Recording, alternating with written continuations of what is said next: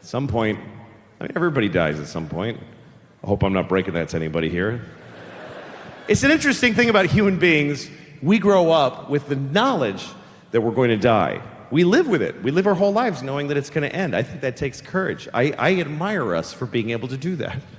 Other animals don't do that. Other living beings, they don't think about, well, fuck, I might as well. I don't know why I'm going to die. They just do whatever they do. You know, they live in the moment. You ever seen a dog sneeze? Whenever a dog sneezes, first of all, their whole world explodes. And when the sneeze is over, they don't know anything anymore. They got to start their whole education from scratch. You ever seen a dog walk in a room looking pretty intelligent? Hey, everybody. The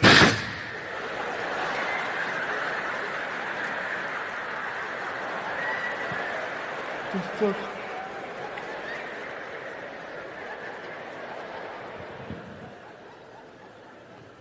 But we know we're going to die. I found out when I was 7 years old that everybody dies. My grandfather told me. He said, everybody dies. I wasn't even talking to him. I was just trying to blow out the candles.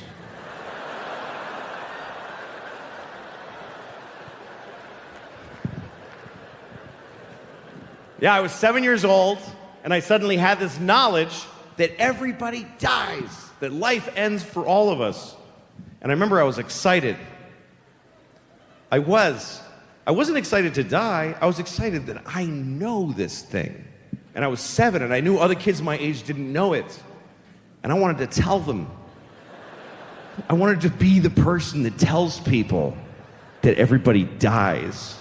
I remember having that thought. And the first person I wanted to tell was Benji, this kid across the street.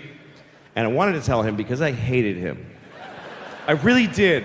I hated Benji. He was 6 and I was 7. And I wasn't friends with him. I would just, anytime I came out to my front yard, he'd come out to his, hi. And I hated him. He's the first person I ever hated. To me, he was a piece of shit cocksucker. That's how I felt about him.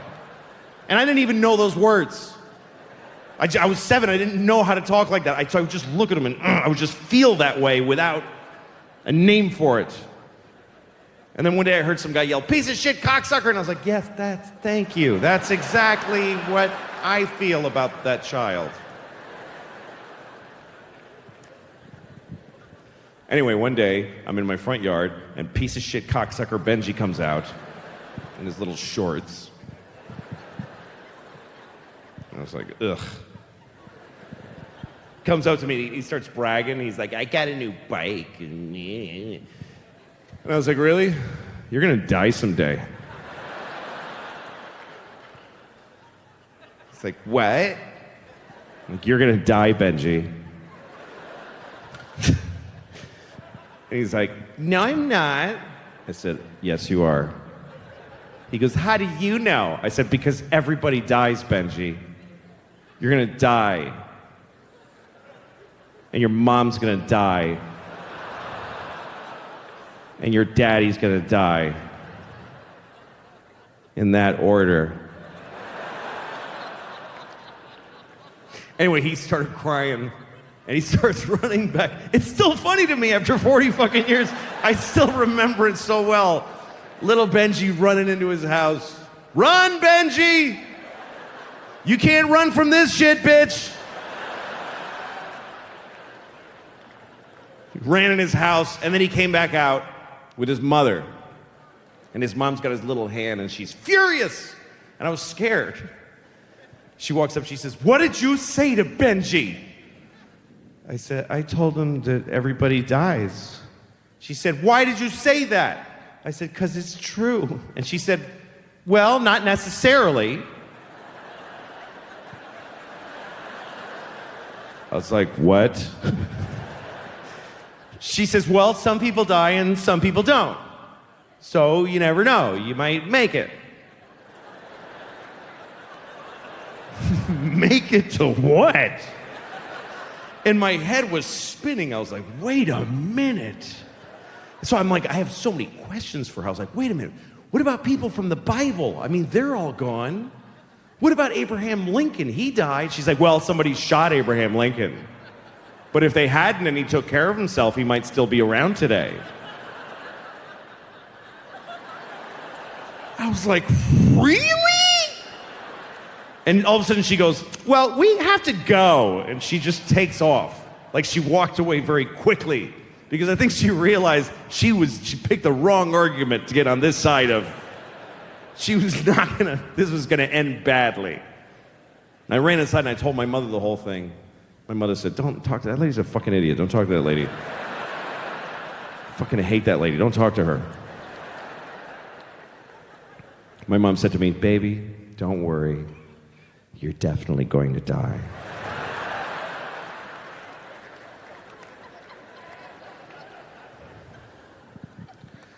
So this is a beautiful theater. I like what I do because I get to work in a lot of different places. And recently I did a show in New Jersey in the auditorium of a technical high school.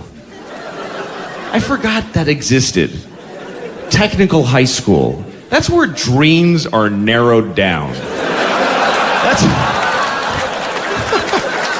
Because we tell our children, you can do anything you want. Their whole lives. You could do anything. But at this place, we take kids, like they're 15, they're young, and we tell them, you can do 8 things.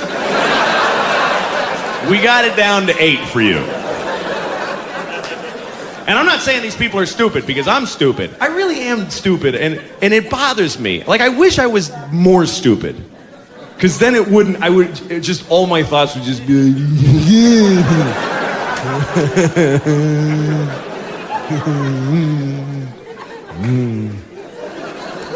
But instead, here's how my brain works. It's stupidity followed by self-hatred and then further analysis. It's not a very efficient system of thought.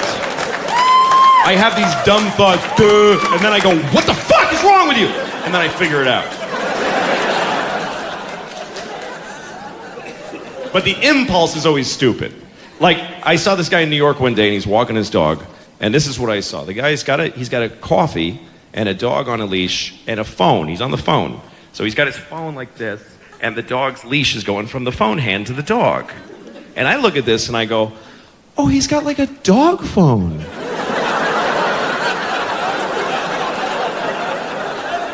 Like, that thought sincerely inhabited me for like a full minute.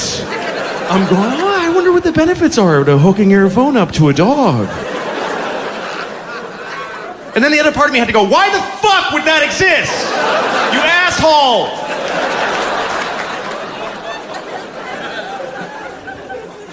I had a string of dumb thoughts the other day.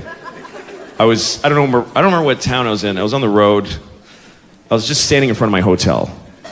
It was 5 o'clock in the afternoon. That's usually what I'm doing at 5 o'clock in the afternoon. Just standing in front of my hotel. Because I've been inside all day. Just with the jacking off of the ice cream. It's just horrible. It's like a horrible thing.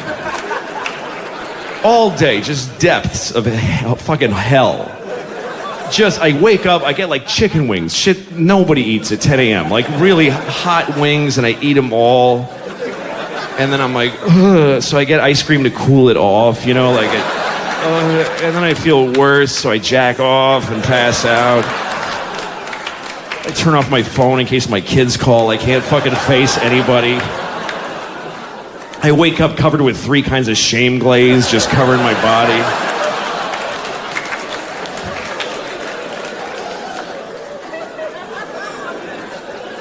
And so right around 5 in the afternoon, it starts getting dark, and I'm like, I gotta be in the daylight just once. I have to at least one time in the day be in daylight. And I just stand there. That's it. Like a fucking mental patient in a bathrobe, just.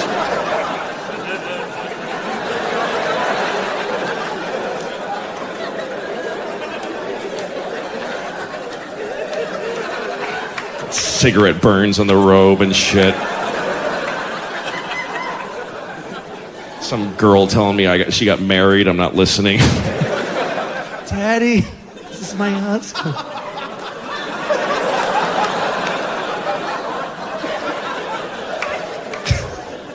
That's what it feels like, anyway.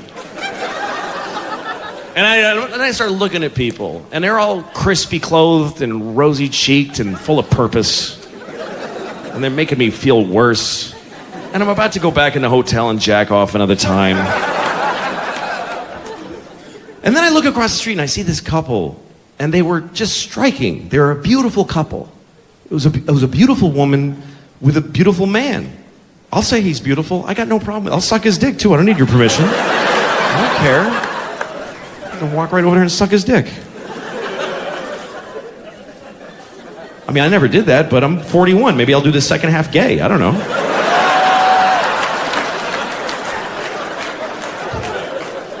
It remains an option. There's got to be something to it. Those folks are having a good time. They have parades. There's no parades for how I get laid. They have parades. Marching down the street to celebrate that they blow each other and fuck each other in the ass and smush their vaginas together or whatever that one is. Whatever wonderful thing those folks are doing, it's none of my business.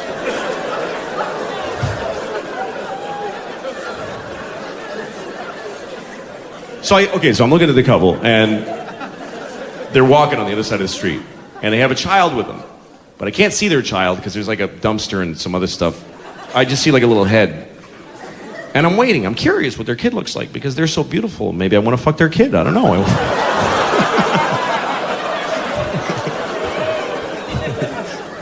That's just me saying something terrible because it makes me laugh that it upsets you. That's all that is. Just so you know, it's just enjoyable to me that you're upset. That's all it is. I'm not gonna fuck a kid. I wouldn't do that. Maybe a dead kid. Who are you hurting? He's dead. Who are you hurting? I'm not saying I would kill a kid and fuck him. I'm saying if I found a dead kid in a field and it wasn't raining, I might take a shot. I don't know. I haven't been in that situation. All right.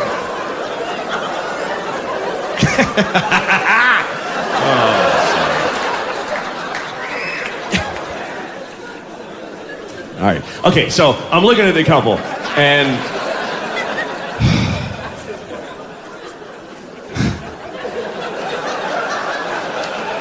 they got a kid with them, and I'm curious what their kid looks like. And they come around the corner, and this is a true story. It wasn't a kid. It was a little old Chinese woman walking next to them. And here's what my dumb brain tells me. I go, oh, that's what their child is like. Not like, oh, she's a separate person, she's not with them. I'm like, oh, that young couple gave birth to a tiny, elderly Chinese woman. Isn't that interesting? And then the other part of me had to go, dude, yeah, that's what happened, yes. Asshole. And then I was looking at the little old Chinese lady. There was a beauty to her. She's just tiny, little old Chinese. I was staring at her because I was fascinated by her. I don't know anybody like her, and I am so not a little old Chinese lady. That I was like, what are her thoughts? That was what I was burning inside with. What is she thinking right now? I can never know. And I realized the dumb brain is telling me that she's just thinking, that's how dumb I am. That I think Chinese gibberish that I made up is in her actually Chinese mind. That's all just me Chinese.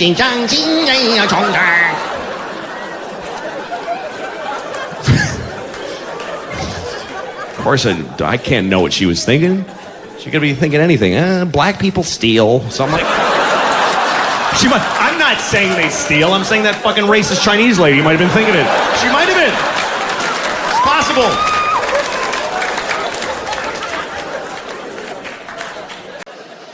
I have been dating recently. Dating's not fun. Dating's horrible.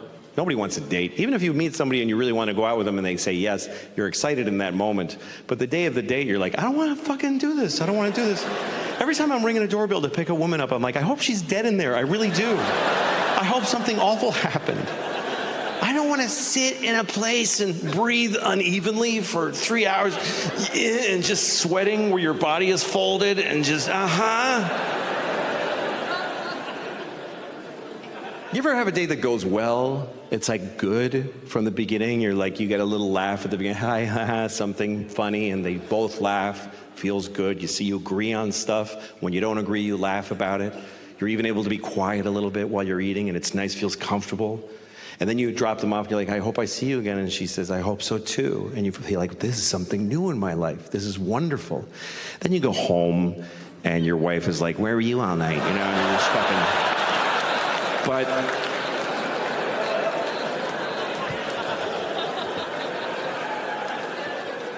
I'm older now.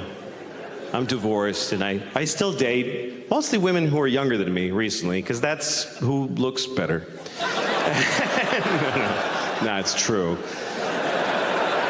But I don't like have I've always been with women my age or older. I was married to a woman a year older than me for 10 years, and that's always been the way there's some guys that have to be with a younger woman. There's cultures that believe the man should be much older.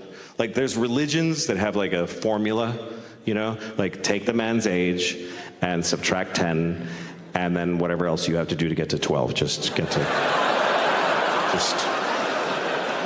solve for 12. But I didn't suddenly get interested in younger women. What happened was I got older and they got interested in me, because younger women like older guys. They just do. This the other part nobody says. I don't do anything to get younger women. I just stand there like this. And they see me and they're like, that would be so weird to fuck that old guy. And then we get blamed. The older guy always gets blamed. You see an older man with a young woman, everybody's like, that guy's a pervert. No, she's a pervert. He's normal. He likes pretty women. She likes that. The fuck is wrong with her? And they're weird. I was having sex with this woman, and she was about 35, and we're in bed. She starts calling me daddy. I was like, please don't, young lady. Please don't do that. She said, why does it make you uncomfortable when I call you daddy during sex? Is it because you have daughters? I said, no. It makes me uncomfortable because I have a father. And I used to call him daddy when he fucked me.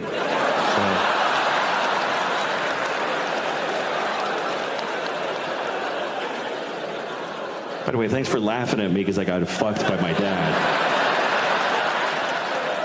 I was not laughing at the time because I was coming because he fucked me good.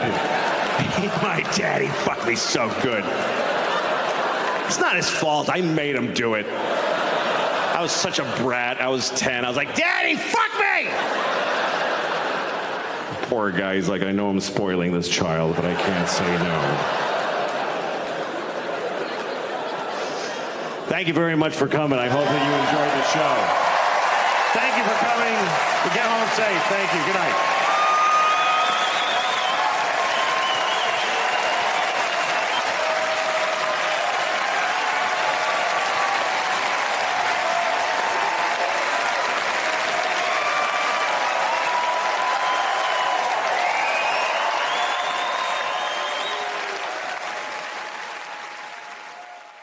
It's a weird selection process that we have. Dating really is how we evolve, is dating. It's how we choose each other. And dating is a real drag for a lot of people, but I always think it's a nice thing. When I see a date, I'm always happy when I see a couple on a date, because it means people are still trying, You see a couple on a date, it means there's still courage out there. That takes courage to go on a date, for both sides. Two very different kinds of courage. The male courage, traditionally speaking, is that he decided to ask. He went up to a random woman who he has no idea if she's going to like him or not, and he walked up to her, terrifying. Everything in your body's telling you, just go the fuck home and jerk off. Don't do this. But he walked up and said, hi, yes. And she's like, no, give me a second.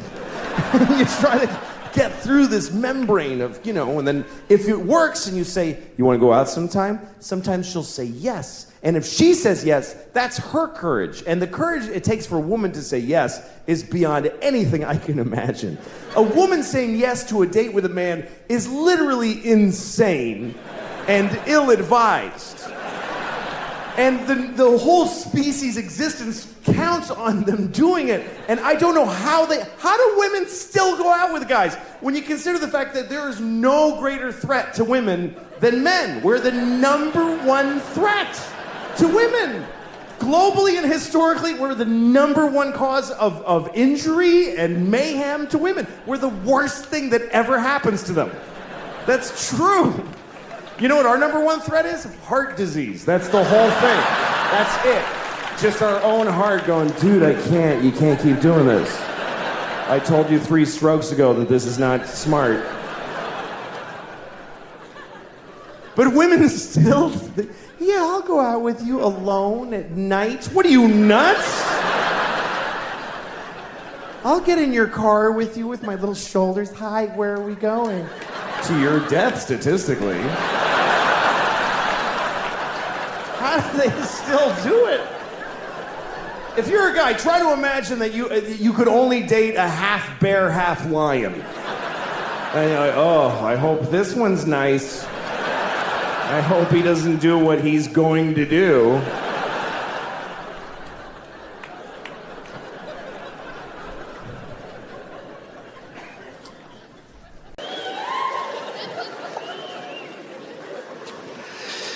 Yeah.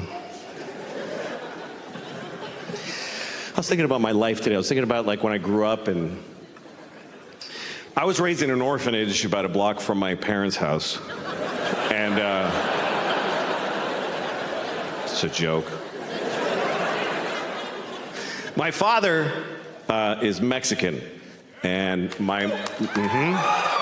yes, 6 of you here. My father's Mexican, my mother is dead, so I'm half dead on my mom's side, and I'm half Mexican. A lot of people don't believe I'm Mexican. When I tell them I'm Mexican, they say stupid things. They say things like, how can you look like that? What do you mean, how? Like I'm trying to, like look, I'm not Mexican. No, I'm not Mexican at all. Then I get home like, oh, señor.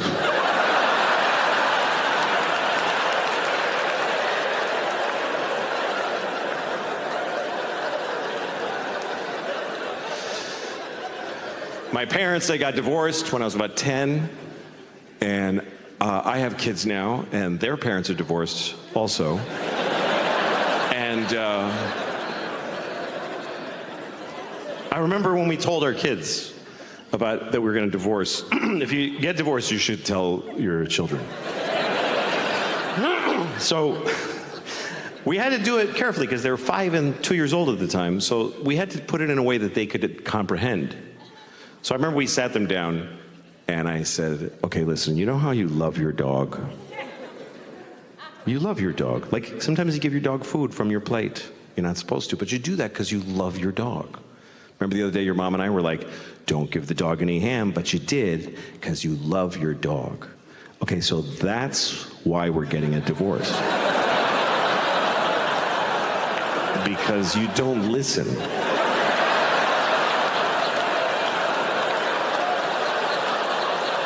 And we just can't take it anymore.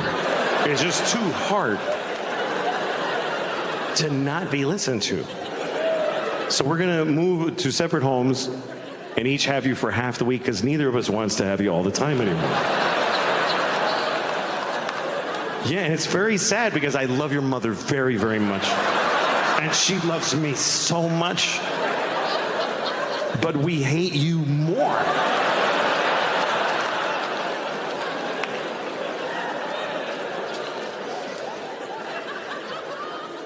That's how we handled it. You do your best, you know?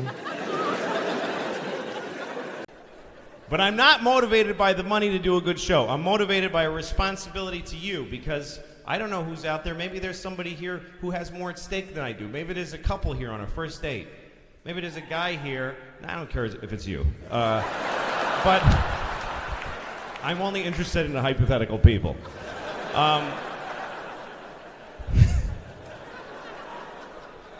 There might be a guy here who's been looking at this girl from across the thing they live at. I don't know. He sees her every day across the trench of blood that they live on each side of, and he sees her. And he's never had the guts to ask her out. He sees her, looks at her out the window, and she's putting out the laundry because it's Italy in the 1800s or something. And he looks at her. She's so beautiful. Unfortunately, that's where it's headed. That's the sad thing about being a guy, is that we can't have a beautiful thought about a woman that isn't followed by a disgusting thought. That's just the way that we're built. If you're a woman and a man has ever said anything romantic to you, it's because he left off the second part that would have made you vomit. That's just the way we are. Oh, she's an angel, and I want her to drown in my cum. That's just...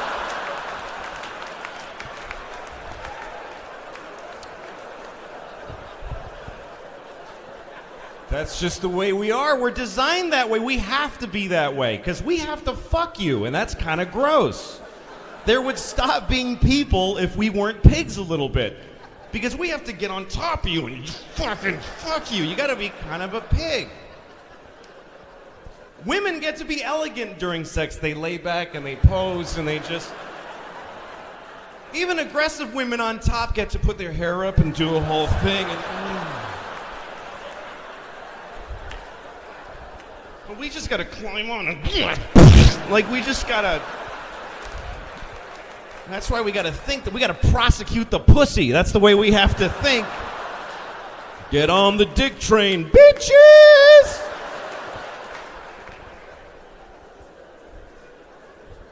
It's the kind of human being it takes to fuck another human being.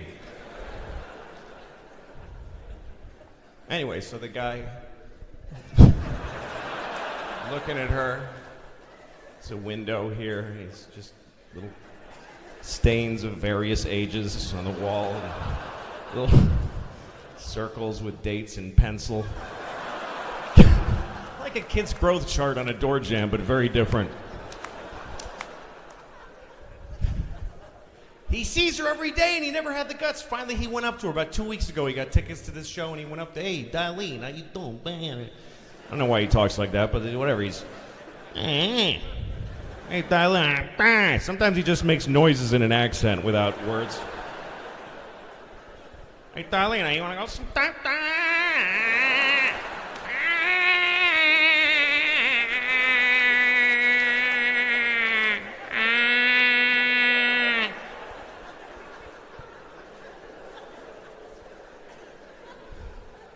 She says, I don't know, Joey, I don't know, maybe they're singing.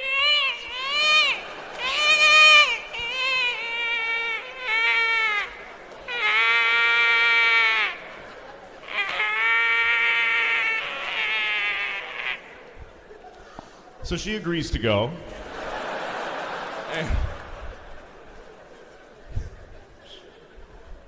They get in his car, they drive, and they go to that place, and they get a thing that we all enjoy because it's local and who gives a shit.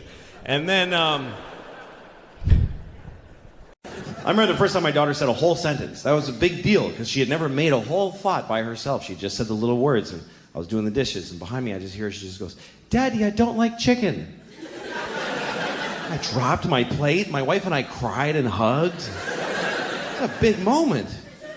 A week later, I'm making dinner. She goes, Daddy, I don't like chicken. Well, we're fucking having chicken. What are you talking about? I don't like chicken. I don't like you, okay? I don't like you. I don't like people that make me work and don't appreciate what I make for them.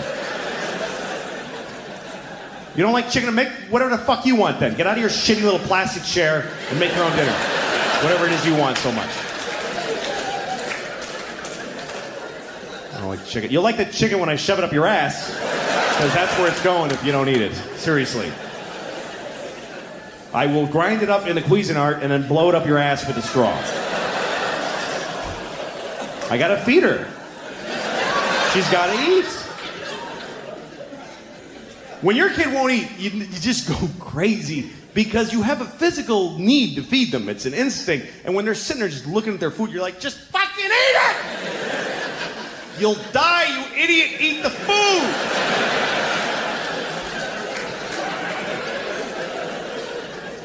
I don't like it. It doesn't matter. Put it in your face. They have your footprint at the hospital. They know that I have you. I'm not allowed to let you die, you piece of shit. Eat it. You have a social security number. You're on the grid, motherfucker. Eat.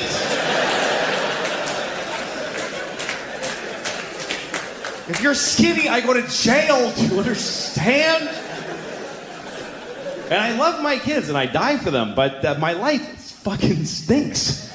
It just does. It's what it is. When you're a parent, you know, it's all the pleasures are gone. Nobody fucks you ever again. That shit just over. You can't sleep. You don't sleep. You don't eat. You don't eat meals. You just eat at the sink fast, standing up.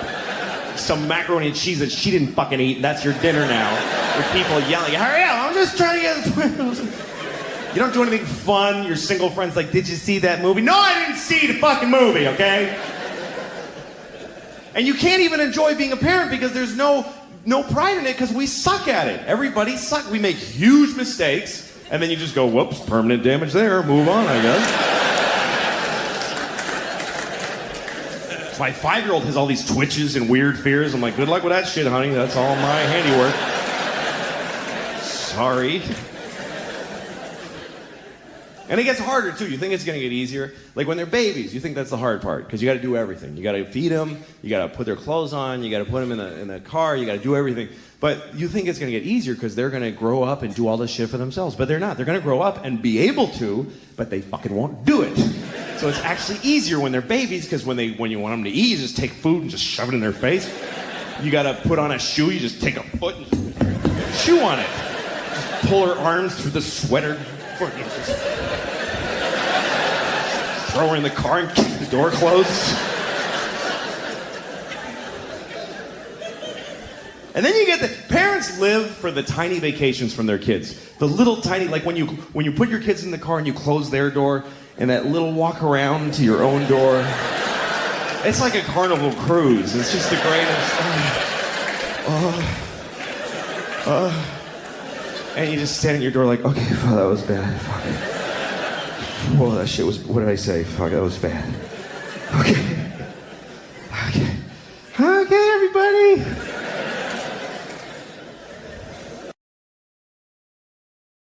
And I went to England. I spent a month there. I liked England. Everything's different. I mean, that's obvious, but some of the differences were cool. I like the money. The money, instead of a dollar bill, they have the pound coin. And it's a coin, and you throw it on the counter. It felt kind of cool, like the Old West. Like going to, being on the dusty trail. You see a saloon, so you walk over with your horse. You throw the rope vaguely at the pole outside. Thing they do. Well, it's my whole life on that horse. Should be fine. Just walk in the saloon. Give me a beer, a bottle of whiskey, and a room for a week, and steak dinner, a shave, and a haircut, and a bath, and some new clothes, and a hat, and some boots, and some oats from a horse, and a woman. Here you go. Ping! That's all. One heavy coin. You're fine. Nobody adds up all those things you mentioned. They don't check to see what coin it was. The guy just keeps drying the glass.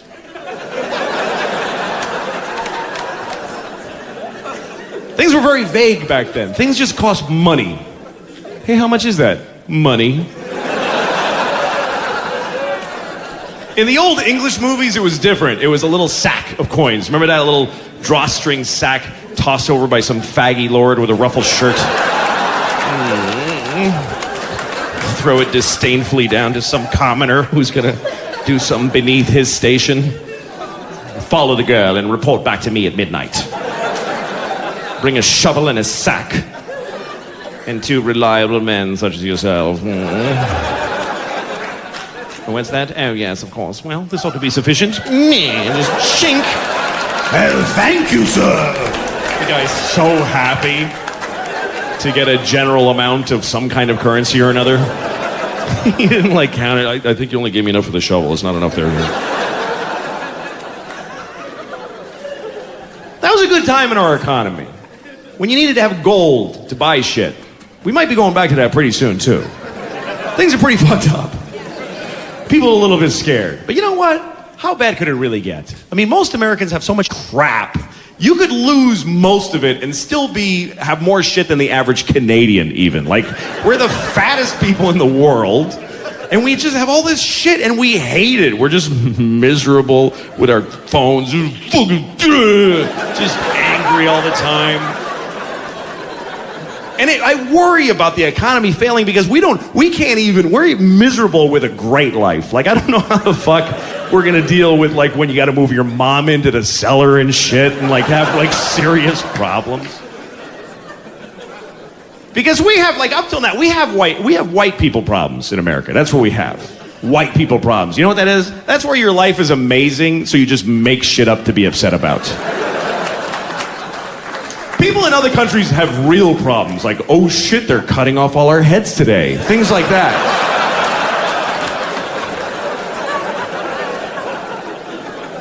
Here we make shit up to be upset about, like, how come I have to choose a language on the ATM machine? It's bullshit.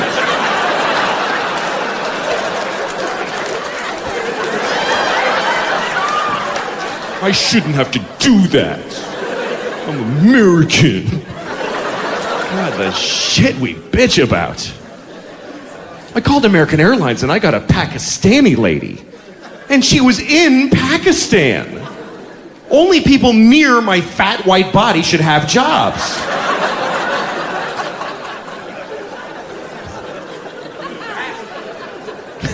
I'll tell you what though, when I call American Airlines and I get the Pakistani lady, I hang up and I call again. I do.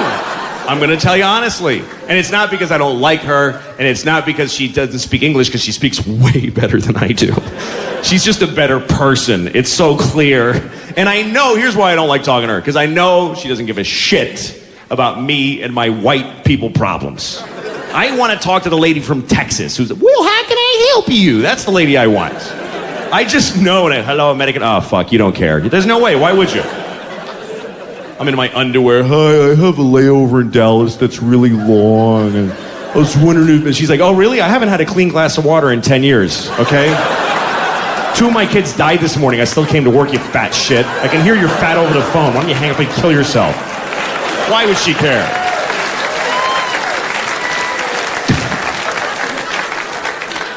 Oh, we just, God, standing at the ATM. I can't believe they're making me go like this.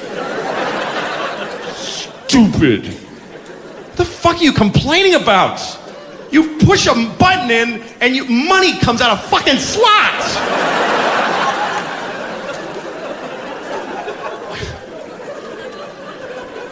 It used to be that way. When I was younger, you had to go in the bank. Remember that? You had to go inside the bank. Now you look in the bank, you're like, what are those people doing in there? Are they cleaning? The money's out here. I live in New York City, and it's okay there. I live in a nice building. I never lived in a nice place before. When I was growing up, I had no money. I mean, my mom didn't. Didn't matter. I was a child. But I'm not used to it because it's nice. There's like a pretty courtyard with flowers and a fountain with little marble boys pissing. I don't know. What is it with fountains? Like, all fountain sculptors are pedophiles, basically. You can't get a fountain made without... Can you make me a fountain? Yes, I'll get started right away. Oh, yes! Yes!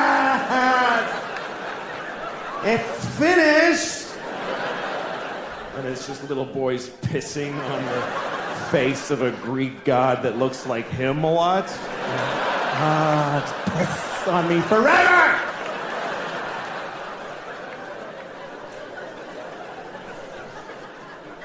Anyway, there's one of those in the courtyard of my building. And my first week in the building about a year ago, I went down to the courtyard for the first time. And I didn't look too good, you know? It was a Sunday morning. That's my least presentable hour.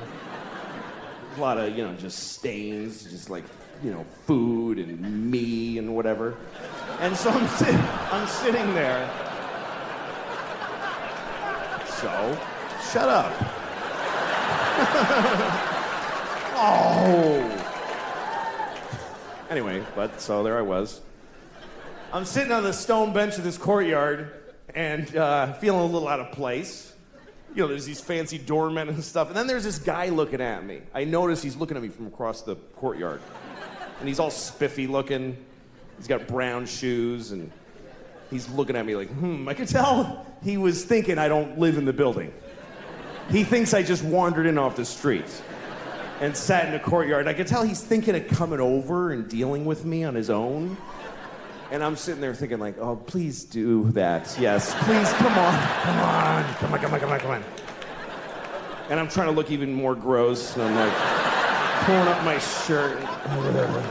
And then I see him go, oh, no, that's not gonna do at all. And he comes over to me. And I'm like, I'm so excited to have this thing. The confrontation where I'm not wrong at all. And he thinks I am. So he comes over, says, excuse me, do you live in this building? And I said, no. Because why not start there? I said, no. He goes, well, then what are you doing here? And I said, I just need to rest. I'm having a hard time.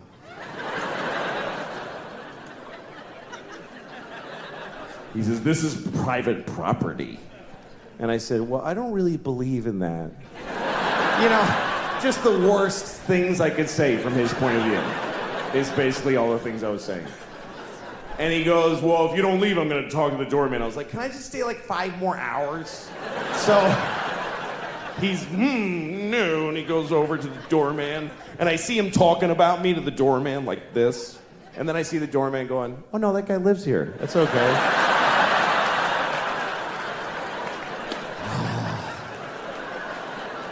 And the look on his face, it was just so, it was this beautiful cocktail of anger and confusion. It's like I had invented a new way to hurt somebody's feelings. That's how excited I was.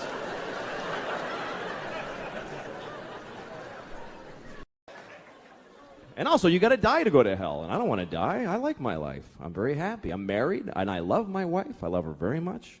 My wife hates me. She fucking hates me. She hates me so much. Like, that's what she does. Like, if you ask her, what'd you do today? I fucking hate that guy. That's what I did today. I hate Louis. She's so mad at me all the time. Here's the latest thing. The other day, she got really mad. She said to me, you know what you did? You filled the dishwasher with dishes, you put the soap in, and you didn't turn it on. And I'm like, oh, shit. What are we gonna do now? But here's the part where she blows my mind. This is amazing when she gets to this level. She says, well, why didn't you turn it on? Like I have a reason for not turning it on. And I'm like, can't I just be stupid? Can't it just be that I'm a fucking idiot? That I filled the dishwasher and then I went, duh, and I walked away? I can live with that. I'm cool with that. But she says, no, why'd you do it? Which means I decided not to do it. Do you know how much more of an asshole that makes me? That means I filled the dishwasher and then I went, you know what? Fuck her, I ain't turning it on. She can suck my dick if she thinks I'm pressing that on button. I'll fill it, but I don't fucking press on, not in my own house. Why would I do that? That would be crazy. The thing that she's usually mad about is simple. She says that I don't listen to her when she's talking. And I don't. But it's not because I don't love her, blah, blah, blah. It's because I try to listen. I really do. When she talks, I just stare at her face. I'm like, come on, bring the story. But somehow I'm like, what the I can't do it. I try. Because every story gets divided into 50 stories that all branch out into these crazy, and I'm like, holy shit. I've got ADD. I can't do it. I'm like, fucking please. But I try every time I try because I love this retarded woman. So I try really hard to listen to her stories. Other people don't even try. We go to parties, she starts talking, people just walk away like, fuck this, that lady's crazy. Who would waste time listening to that crap? Me. She can't help it. I really feel bad for her because the thing is that every word of the story gets her so excited that she wants to fucking run with it, and she can't fucking just break through and get to the end or even the beginning. This is my wife telling a story. She's like, guess what happened to my mom today? You remember I told you my mom how when she was in college, not when she went to Michigan, when she transferred. Remember because that guy got weird and she had to leave because he was not the Iranian guy. That was a different story. That guy, I think he was Persian. I heard that Persia actually split. What the fuck are you talking about? Jesus Christ! Pick a thing! Have some consideration for the fucking listener. I don't do that. Here's me telling a story. I bought a tomato and I ate it and it was good. That's a story anyone can follow. It's about a tomato the whole time.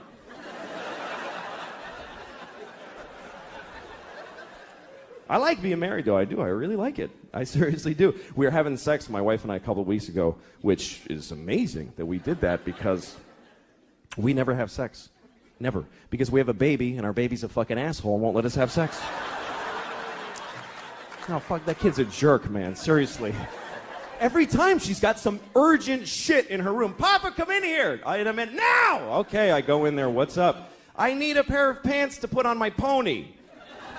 Wow, holy shit. I'm trying to fuck your mom in there. Would you give me a break? Can a guy fuck your mom for a minute?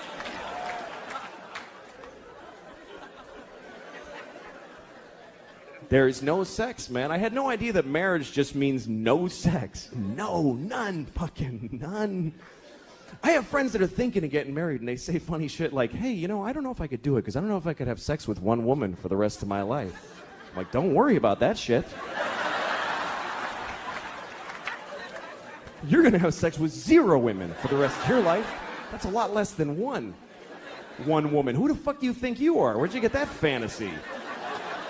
I'd love to have sex with one woman for the rest of my life. Any one woman. Big, fat, dead lady with a beard, I'd fuck her every day. I'd be proud to have her. Everybody has their time. Everybody has their time. I mean, not everybody. There are people out there who there's just nobody for them. Yep. People like to say things like, there's someone for everyone. Nope. Not at all true. And stop saying it because it's mean to people who never find anybody. There are millions of people out there who we've all unanimously decided they are light speed ugly and nobody kisses them on the lips even. Nobody touches their genitals their entire life. They just wash it and then they die. That's all that happens. Oh, and if you're feeling bad for them, you can go find one and fuck one tomorrow. You can just solve the problem right there. With all that kindness in your heart. Oh, well, go fuck one. Nah, I didn't think so. That's the one way we're all mean. Nobody does that. Nobody fucks down. Nobody. People fuck up or across.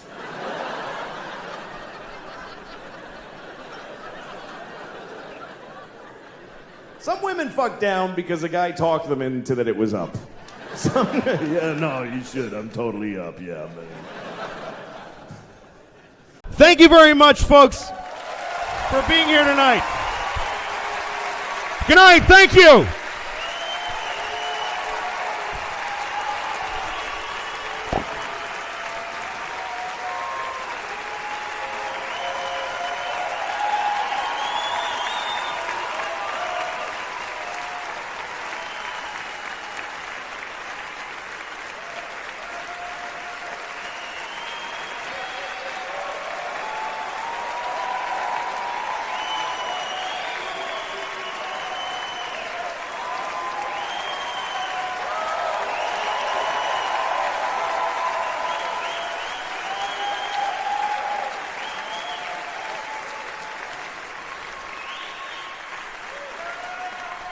Thank you.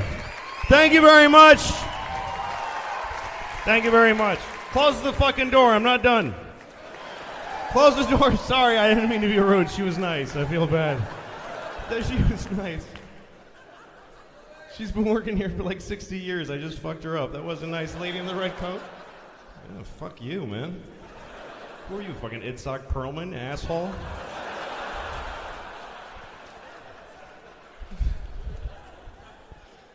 It is a little fucked up to be here doing the shit that I do. When you consider that somewhere as a kid in, like, you know, Yugoslavia playing the fucking violin in a basement and putting coal on a fire and shit, and so that he could someday sit in a chair right there, and I'm sitting here going, ah, fucking yeah, and just shitting and pissing.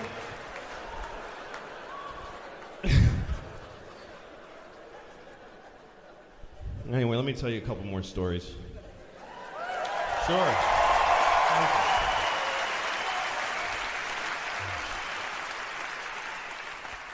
I truly have nothing better to do for the rest of my life. This is fucking Carnegie Hall. I can't complain, and I wouldn't even try to find a reason to at this point. The self-awareness, I think, is so key, especially in that world. Some interview I watched you on where you said, I think Kevin Costner told you, like, when you take a big bite out of the universe bites back. Yeah, like, big time. Like, you're riding high right now, kid, but, like, Yeah. be ready. And I think that even just knowing that or accepting that is, like, a big That's step what, towards being able to move on. Conan just had like one of his like a New York Times interview or something like that, where he was just like, I think his quote was like why he stopped caring about opinions and stuff like that was his quote was every grave goes unvisited or something like that. Like eventually no one goes to your grave anymore. Right. Eventually you fade. and he's Eventually like, you're a I nobody. accepted that. Yeah, cremated. Yeah, I mean, the awareness, though, I know, you know, not going to rehash something you've talked about a million times, but you going on that show with Louis to handle that the way you did is, like, the only way to do that. Like, the fact that you sat down, you did his script, you did it in a way that I thought you both kind of looked good, but obviously you had to take some lumps there. I thought that was, like, very admirable. Yeah. That was like one of those things that when it was positioned, I just felt like, you know what, I'm ready to put this in the rearview mirror. And when he called and said, let's you know, break bread and figure out how to do it, I was totally game. The funny thing is the internet doesn't forget, and the internet thinks that everything that they read just happened. Little do they know, it's like I'm having spa days with people that you think that I was fighting with, you know, 8 years ago. Really? So it's all flotsam jetsam, man. You know, anybody who's believing most of that stuff without hearing it from the source, you almost kind of feel bad for them a little bit. Yeah, I mean, that would piss me off if I were you, because even it doesn't though. Here's why: because comics fight all the time. Yeah, it's So very catty. What happened with Louis and I was like literally something that happens almost every night at a club between two comics. Right. It's At territorial, first, territorial pissings, and it's parallel thinking. A lot of people do have similar concepts, ideas. So everyone's hashing out at some point. Dude, I do a bit about, you know, blah blah blah, bottled water, and I just heard your line about it, and then you have to figure out on shows, oh, I'm doing my bottled water bit tonight. That means that you can't because I'm on before. It happens all the time. It was unfortunate that him and I just had to air it out on the wall of the internet. I think the internet almost makes it like harder for all those things. Like people will be like, "Oh, you stole that tweet from this person." Oh, Like, yeah, the tweet stealing is crazy. It's like, dude, I don't follow the entire internet. I don't know that he said that one thing. It's kind of interesting as people have found their own celebrity, how many of them will then call me or we'll see each other at a club and they go, man, now I get it. I was one of the people too looking at you going like, wow, man, that sucks. How did he get this? And people understand that success, here's what success gives you, right? When you reach that high tier, it opens you up to all the people that hate you. And that's what it is. And you have to remember, success, it's a narrow lane. You find your lane, you find your fans, and you can't be trying to meet anybody else outside of that. If people want to venture to what you're doing, that's why, listen, at the end of the day, I say to whoever's interested in doing comedy, the one thing that got me from, you know, gigs in the middle of nowhere in front of 5 people to gigs in front of 20 or 30,000 people, there's one word that defines all of it. My whole career, what has been, and it's what to come. And that's funny. If I wasn't funny, we wouldn't be sitting here. Nobody would be showing, or certainly they wouldn't come back.